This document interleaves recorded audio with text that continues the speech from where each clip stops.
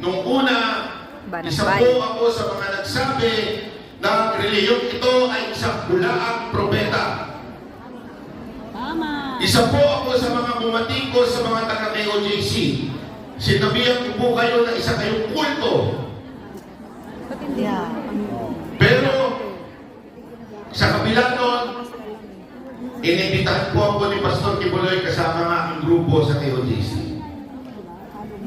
Nung pumunta po kami, medyo kinakabahan ako, sabi ko baka mamaya pag... Kaya tama, yung naisip ko, may tama siya.